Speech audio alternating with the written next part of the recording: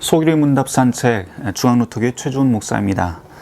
오늘은 소규리 문답의 맨 마지막 주제이죠. 성만찬에 관한 이야기를 같이 나눠볼까 합니다. 마틴 루터는 기독교인이면 누구나 다 반드시 알아야 될 가장 기본적인 주제를 가르침을 5가지를 이야기를 하죠. 십계명, 사도신조, 주님 가르치신 기도, 그리고 세례, 성만찬 이렇게 말을 하는데 오늘 드디어 우리가 맨 마지막 시간까지 왔습니다. 성찬이라고 하는 것은 세례와 더불어서 보이는 말씀 그리고 은총의 도구 또는 성례전이라고 하는 말로도 그렇게 우리가 설명을 합니다. 특별히 명칭을 보면 우리가 성만찬이라고 하는 말도 쓰지만 주의 만찬, 또 성찬, 감사례 또는 감사성찬례 이런 여러 가지 단어들을 많이 사용하는데요. 약간의 교파에 따라서 각 교회마다 약간 강조점이 조금 다르다 뿐이지 사실은 다 똑같은 말입니다. 어쨌든 오늘 우리는 성만찬이라고 하는 그 명칭으로 계속해서 한번 이해를 해보려고 합니다. 명칭도 매우 다양하지만 사실 이 성찬을 어떻게 이해하느냐 이것도 굉장히 또 신학 내에서는 교회 안에서 굉장히 첨예하게 대립하는 문제 중에 하나이죠. 예를 들어서 가톨릭 같은 경우에는 성찬은 주님의 말씀으로 주님의 몸으로 살과 피로 완전히 변하는 화채설을 그렇게 주장을 하는 반면에 또 중세 때 오캄이라든지 둔스 스코투스라고 하는 그런 학자들은 그렇게 변하는 게 아니라 빵과 떡 안에 바깥에 그리고 옆에 아래에 이렇게 함께 공존하는 것뿐이다. 그리스도가 거기에 공존한다라고 해서 공제설이라고 하는 것을 말하게 됩니다. 다시 말해서 그 당시에 그 공제설이 나오게 된 그 배경은 화채설에 반대하기 위한 화채설을 반대하고 조금 다른 방식으로 설명하기 위한 그런 하나의 이론이었죠. 나중에 루터도 이 공제설을 어느 정도 따라가기는 하지만 실제로는 루터는 조금 다른 방식으로 이 어떤 방식으로 변하느냐 또 어디에 어떻게 주님의 몸이 임재하느냐라고 하는 데는 별 관심을 갖지 않습니다. 그러면서 루터는 딱 하나에만 관심을 갖는데 성경 말씀에 주님이 이것은 나의 몸이다 라고 이야기를 했기 때문에 바로 존재한다. 주님이 여기 성찬을 나누는 이 순간에 여기에 존재한다, 실제한다 라고 하는 데만 강조점을 둡니다.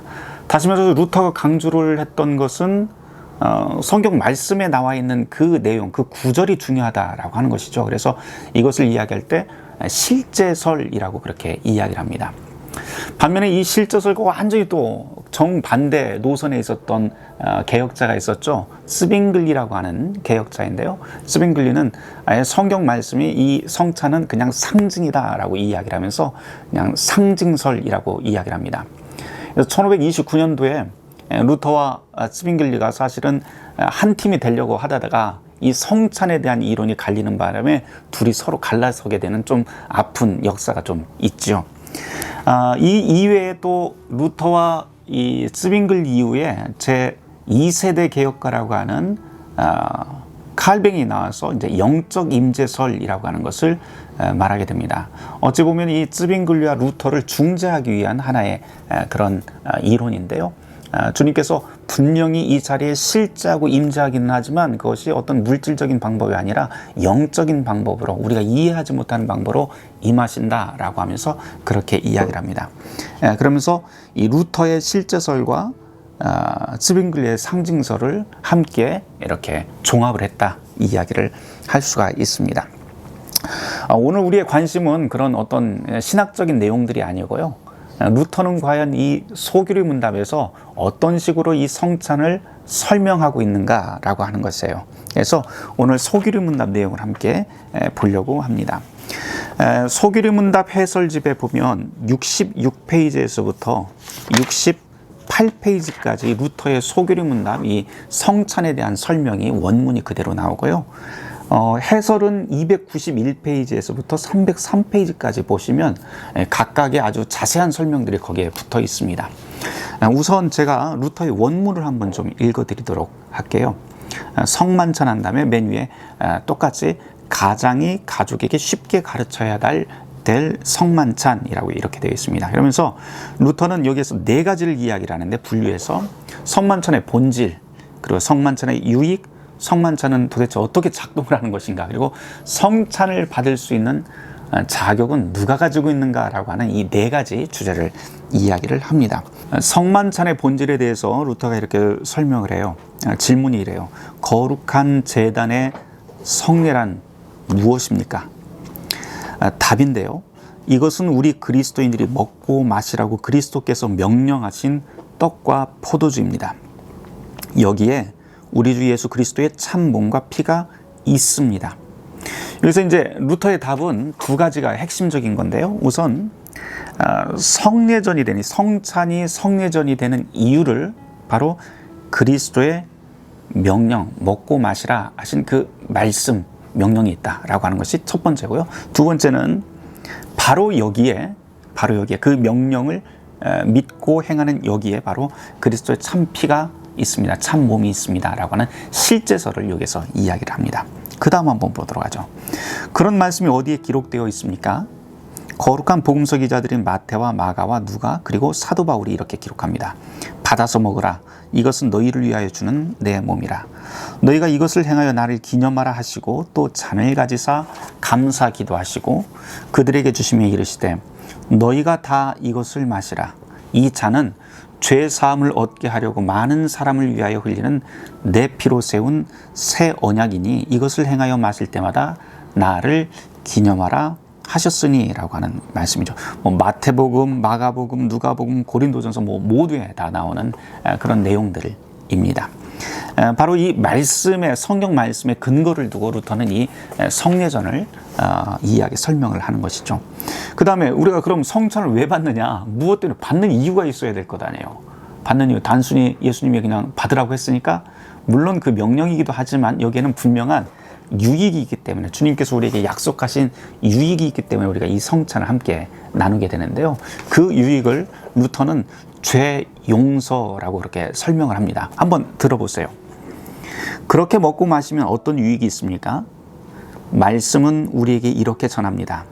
이것은 너희를 위하여 주는 내 몸이요 죄 사함을 얻게 하려고 너희를 위하여 흘리는 내 피다.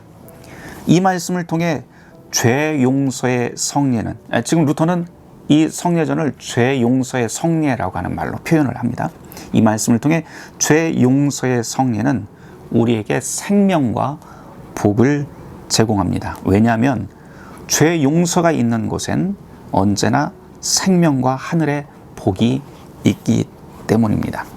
루터 이렇게 설명해요. 그러니까 성만찬을 하는 유익은 아주 간단하게 이야기하면 죄 용서의 약속이 여기에 있기 때문이다 라고 그렇게 설명하면 될 것 같습니다.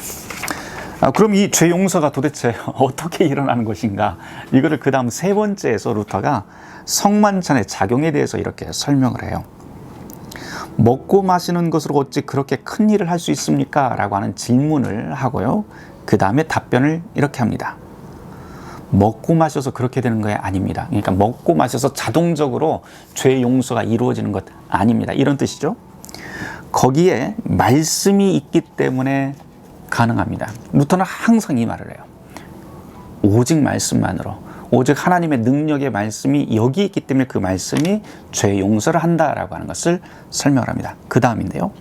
이것은 너희를 위하여 주는 내 몸이요 죄 사함을 얻게 하려고 너희를 위하여 흘리는 내 피다. 먹고 마시는 일이 아니라 바로 이 말씀이 성례의 근간입니다. 이 말씀을 믿고 받는 자는 이 말씀이 전하고 쓰여진 그대로 죄를 용서받습니다. 성찬, 또 성례전이라고 할 때 지난 시간에도 함께 세례를 이야기하면서 함께 공부를 했지만요. 이 성례전이라고 하는 것은 은총의 통로예요. 보일 수 있는. 말씀이라고 하는 것은 말로 하기 때문에 소리는 그냥 사라져버리지만 하나님께서는 우리에게 믿음을 강화시킬 수 있는 하나의 은총의 수단, 길을 하나 주셨는데 그게 바로 보이는 말씀이다. 근데 그 보이는 말씀은 언제나 물질과 말씀이 결합한 형태로 우리에게 주어지고요. 단순히 그것이 자동적으로 우리 안에서 어떤 죄 용서의 힘이라든지 능력을 발휘하는 것이 아니라 바로 믿음이 있어야 된다라고 하는 것을 루터는 지금 여기에서 설명하고 있는 것이죠. 그래서 이 말씀을 믿고 받는 자는 이 말씀이 전하고 쓰여진 그대로, 다시 말해서 약속하신 그대로 죄의 용서를 받게 됩니다. 이게 바로 이제 성찬의 그 힘이 작용하는 원리가 되는 것이죠.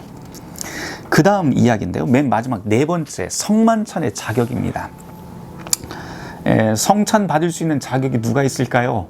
이 질문을 물어보면 교회마다 조금 다르게 다 설명을 할 것 같아요. 어떤 교회에서는 우리는 세례받은 사람만요, 우리 교회는 성인들만요, 20세 이상 성인들, 또 우리 교회는요 또 견신예 받은 아이들부터는 가능해요. 또 어떤 교회에서는 우리 교회는 아이들도 다 떡 받습니다, 포도주 아니고 포도주는 못 받는 대신에 모두 다 받습니다, 이런 식으로 설명을 합니다.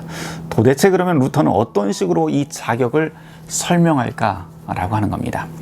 소규리 문답에서 루터는 이렇게 설명을 합니다. 성만찬의 자격, 누가 성찬을 받을 자격이 있습니까? 라고 하는 질문 다음에 답변입니다. 금식하며 몸으로 준비하는 일은 아주 좋은 훈련입니다.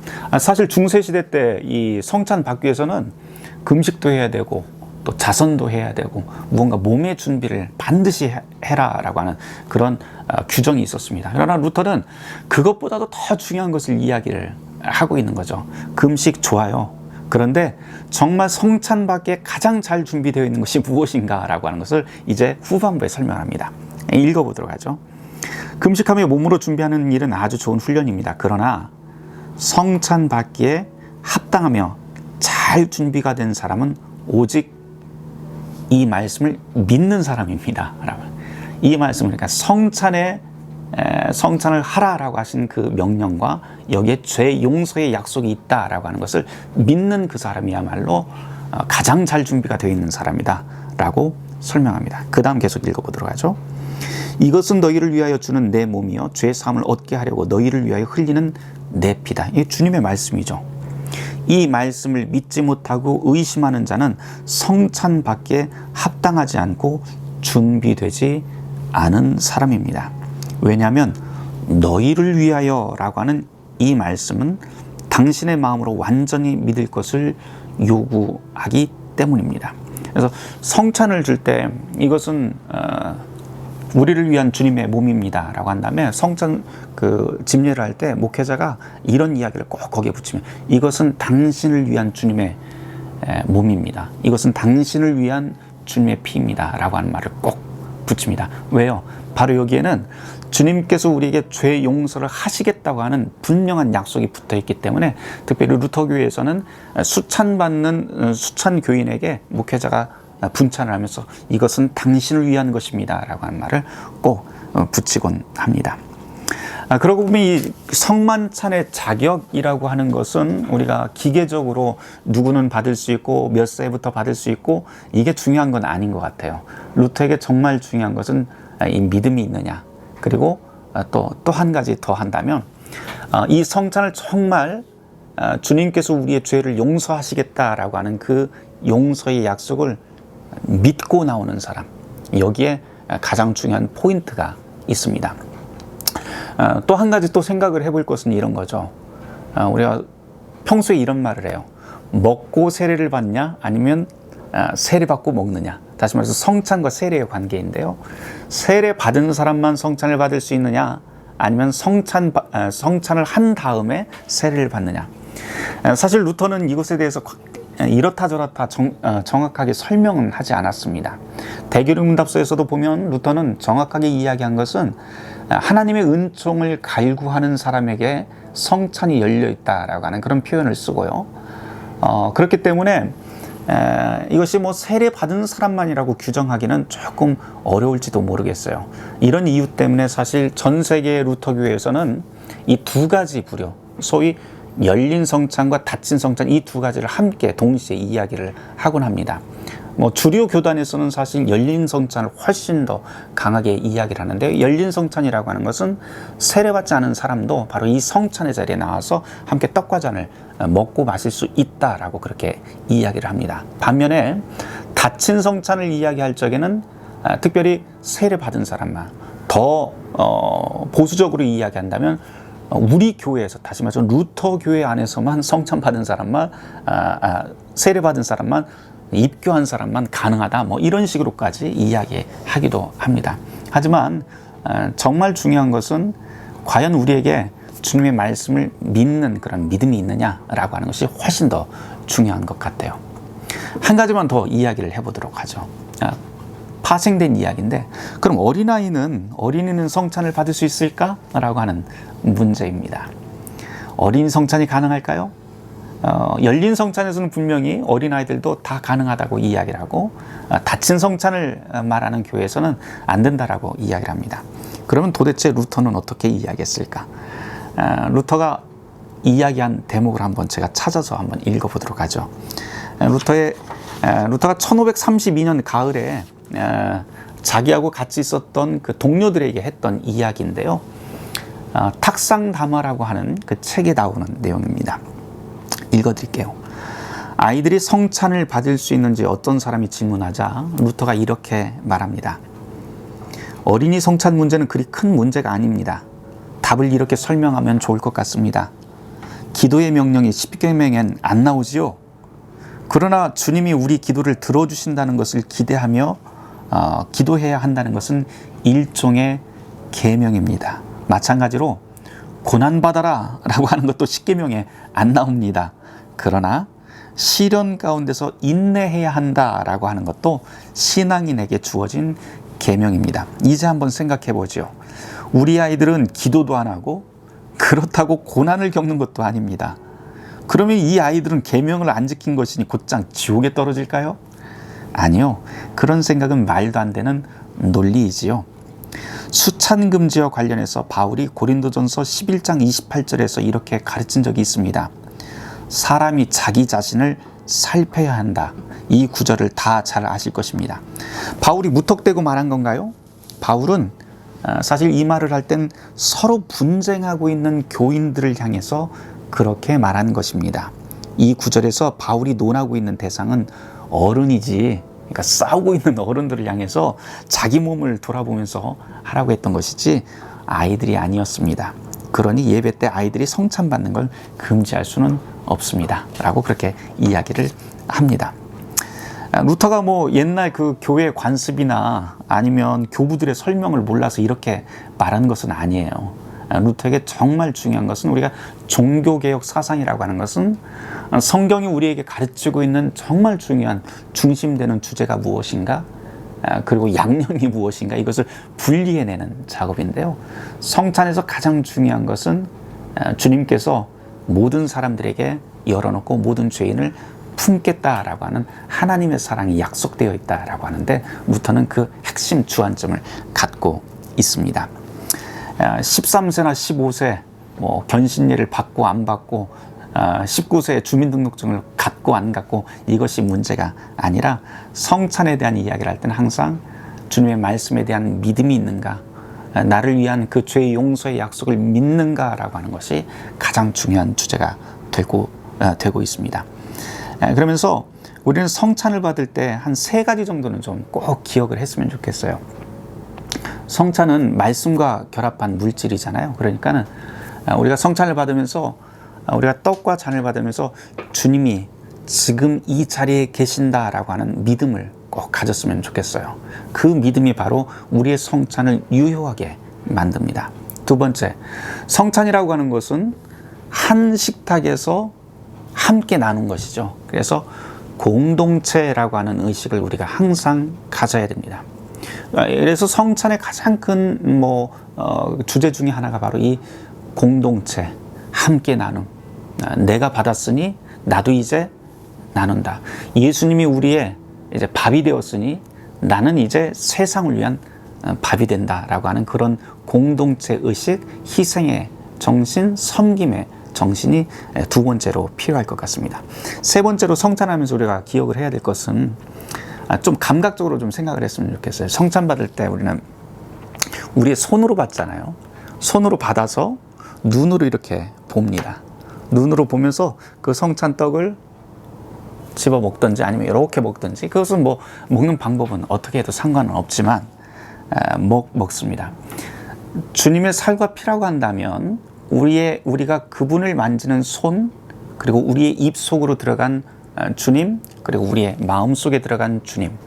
그러면 우리는 주님을 먹고 마시게 되는 건데, 그 주님의 몸을 본 내 눈, 내 손, 내 입, 과연 우리는 일상 속에서 어떻게 살아야 될지라고 하는 것도 우리는 성찬을 통해서 깊게 묵상하고 돌아봐야 될 것 같습니다.